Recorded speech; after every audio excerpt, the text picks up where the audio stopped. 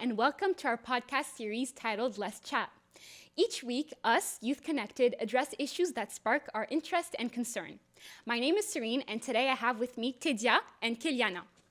This week, our conversation will be about youth and drug use with our lovely guest, Randy. Hey, Randy, how are you? Thank you for accepting our invitation. No problem, thanks. So, Randy, could you tell us what was the turning point for you that made you want to quit addiction? The years of abuse was taking its toll on my body. I ended up in jail for a lot of years, in and out. My main addiction problem was my drug of choice, which was alcohol. So I was mainly a drinker. I struggled with a lot of, mental stress. I struggled with who I was, my identity as an indigenous person in the country and in the city. I fought with myself a lot because I wasn't proud of who I was. I did have my culture in my life though since I was a kid. But it was a battle for me. And I think the main turning point was when I had a daughter and I had a son. My daughter is older and I'm actually a grandfather. But there was a point when my son was about 8 years old and I was in OCDC, which is Ottawa Correctional Detention Center, here at the Innis Road. I was in solitary confinement and I had a moment of clarity, really. I couldn't deal with the fact that I had to tell my son whenever I got out where I was all these times. He was getting older and he was going to be to the point where he would understand, okay, my dad keeps going somewhere. Where is he going? When is he coming back? And I didn't want to lie to him. I didn't want to tell him, I was here or there. So I knew what the problem was. I knew it was my addiction. And I understood that I had to figure out why I was doing the things I was doing. I was being abusive as a partner. I was being abusive towards family, mentally, physically. There was all kinds of things I was doing out on the street. I grew up in Centertown here in Ottawa, and I'm familiar with everything, like how the problems with drugs, destroy families, and it separated a lot of my family because of what I found out in my journey. So the turning point again was when I was sitting in solitary confinement. I finally said to myself, I'm going to get out of here. I don't know how I'm going to do it, and I'm going to get sober. What was the hardest part about your time doing your addiction? I think the hardest part was being arrested time and again and going through the system because it's set up in a way for minorities to fail. That's what I believe. I've seen so many of the people just down the road. You see them, indigenous people, Inuit people that are from this country struggling with drugs and alcohol, and they just don't know how to get out of it. I think I'm very fortunate that I had things fall into place for me. I don't know if you ever heard of the book The Secret, but it's sort of like a motivational book based on the law of attraction. I don't know if you heard of the law of attraction. So the law of attraction is something that you practice every day. You tell yourself you're amazing. It sounds a little weird sometimes, but for me, I was always telling myself I'm awesome. I'm going to sober up. I'm healthy. I'm rich. I would say these things or repeat them before I went to bed and when I woke up. And I'm going to get sober. I'm going to get out of jail. I kept repeating this over and over. And I read the book. I saw the movie. And I said, I got to try something, anything other than what I'm doing, because what I'm doing is leading me back to jail all the time. And what was the main factor? It was alcohol and drugs, because I did do drugs as well. So I think that's one of the main reasons, was that common denominator, the alcohol and the drugs. I know during this time, you're physically isolated. Did you also feel that feeling of being alone or lonely? How did you overcome it? Yeah, for the longest time, I must have been clinically depressed. I was never diagnosed, but I'm pretty sure I was. the thing I had to look at the most was my family's history. I understood and I heard about, you know, the effects of residential school, because both my parents were in residential school. Wow. And, Parents, not even grandparents. Your parents. exactly, Wow. my parents. That is So hard. it's one person away from me, my mom and my dad. Yeah. So I didn't understand the ramifications and all the generational trauma that came with it and how it would affect me growing up. I didn't learn my language. I didn't know how to be loved normally like some people, you know. I know there's hardship everywhere. Every story, every country has a story. But I always tell people when I'm talking at events as well, I think tragedies that go on in other countries deserve their own attention when it comes to healing. And the tragedy that happened here in Canada in terms of the residential school, I think it deserves its own attention. And that's what I had to do for myself, was to focus on, why am I doing this stuff to myself? It's not my parents' fault.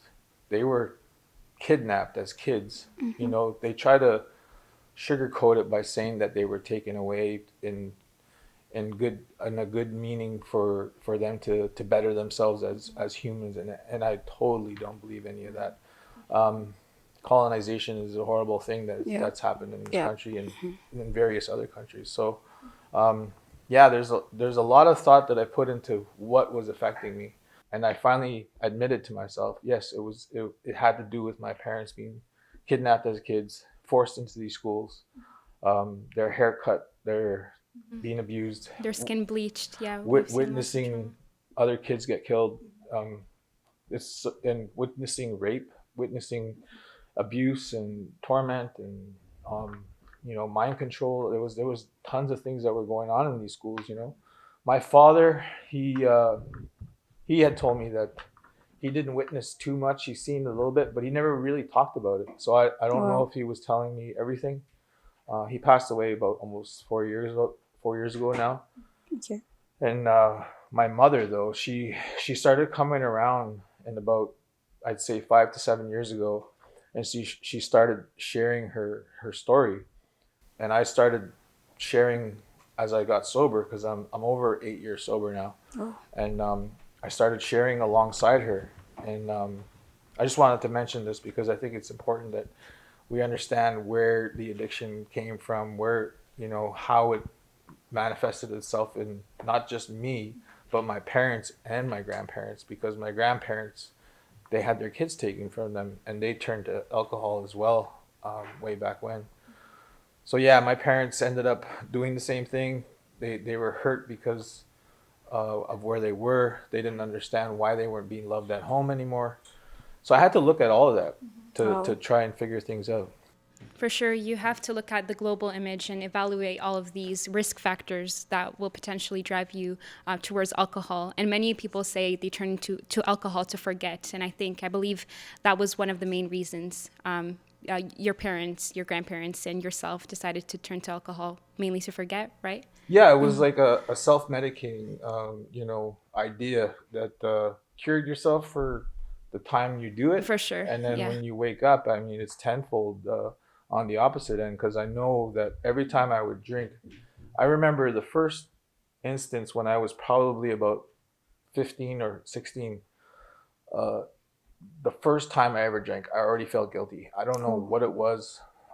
I believe now that it's just because alcohol was never a part of my people's livelihood. You know, we didn't have alcohol before settlers came.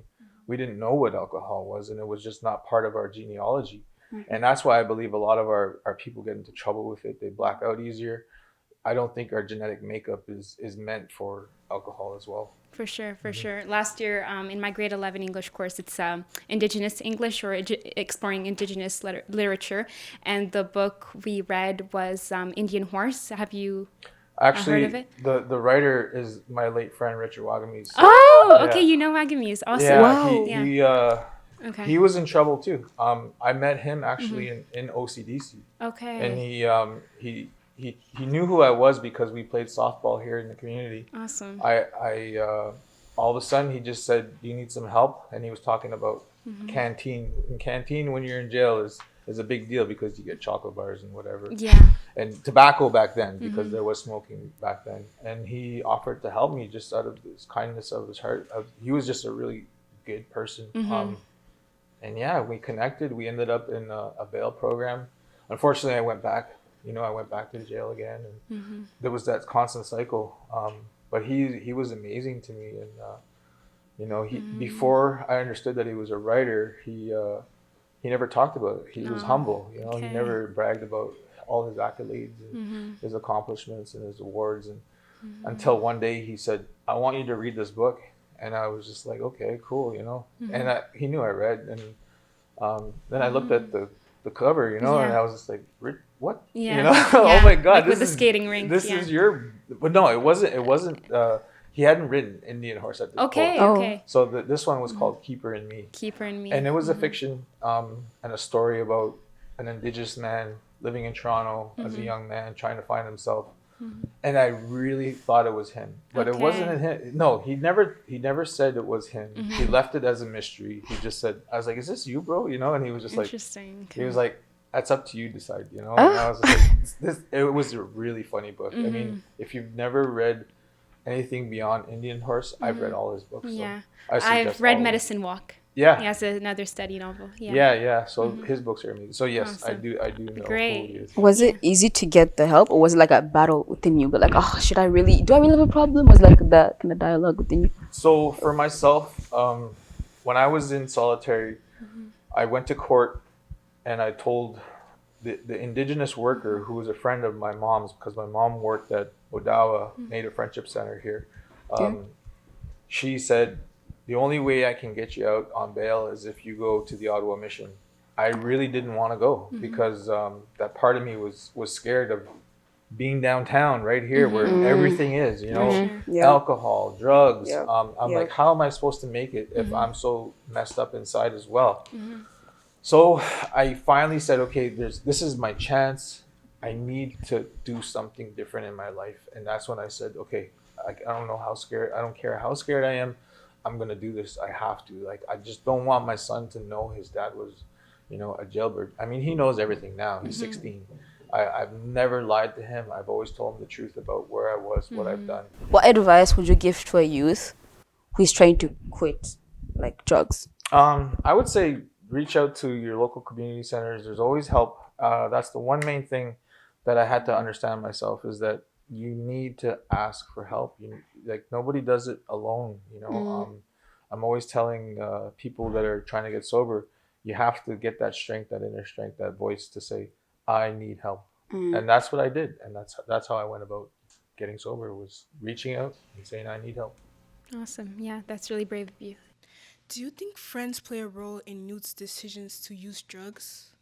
I would say to a point. Of course, there's peer pressure. A young mind's going to get influenced easier. It's up to the person to, hold themselves in high regard. I believe your body's a temple. I run, I exercise now. It took me a long time to figure all that out. And I think it's just respecting yourself, understanding that you don't always need to go the route that your friends are doing. In the end, the success and the having a good rapport with your friends and who the circle you surround yourself, it makes a lot of sense. The most successful people are surrounded by successful people. You're going to be around people who are doing wrong, you're going to end up doing wrong and then be in trouble. So What do you think pushes someone to start using drugs? it could be a lot of things. It could be inner pain, some depression.